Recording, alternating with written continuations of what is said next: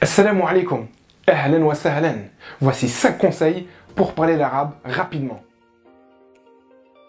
Mais le vrai arabe, pas celui de Barbès. Faites des erreurs. Même si vous ne connaissez que 10 mots d'arabe et que vous n'arrivez pas à construire des phrases grammaticalement correctes, foncez. Souvent, la peur d'être jugé, d'être dévalorisé, constitue un frein à l'apprentissage d'une langue.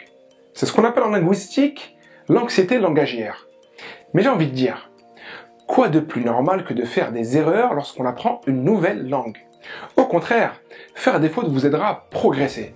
C'est en remarquant vos fautes et en vous faisant corriger que vous arriverez à vous en débarrasser. Ce qui nous amène au deuxième point. Faites-vous corriger. Trouvez quelqu'un pour corriger vos erreurs. Cette personne peut être un locuteur natif ou un apprenant comme vous, mais avec un niveau plus avancé. Avec cette personne, parlez la langue arabe au maximum. Vous apprendrez ainsi plus de vocabulaire et votre expression orale s'améliorera. Et si un mot vous manque, n'hésitez pas à mixer le français et l'arabe. L'important est de s'exprimer. Essayez de comprendre le sens des phrases avant les mots.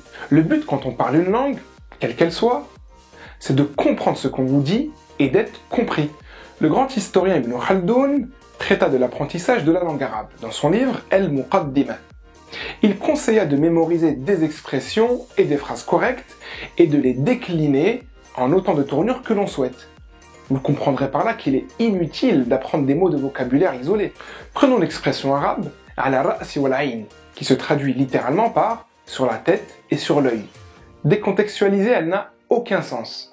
Mais en fait, on utilise cette expression afin de témoigner de l'amour pour une personne et à quel point on est prêt à la satisfaire. Ce qui nous amène au quatrième point. Apprenez ce dont vous avez besoin maintenant, tout de suite, afin de le pratiquer dans la vie quotidienne.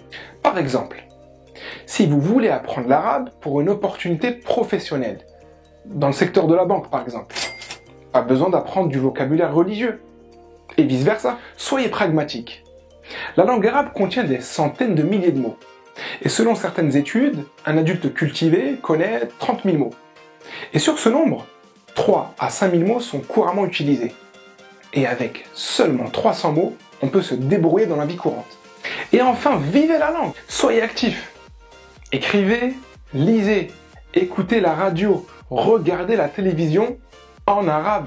Choisissez des programmes et des sujets qui vous plaisent. Soyez curieux. Lorsque vous entendez un mot ou une expression que vous ne connaissez pas et qui reviennent souvent, cherchez-la dans le dictionnaire. Et surtout, contextualisez-la. Imprégnez-vous des accents et des postures langagières.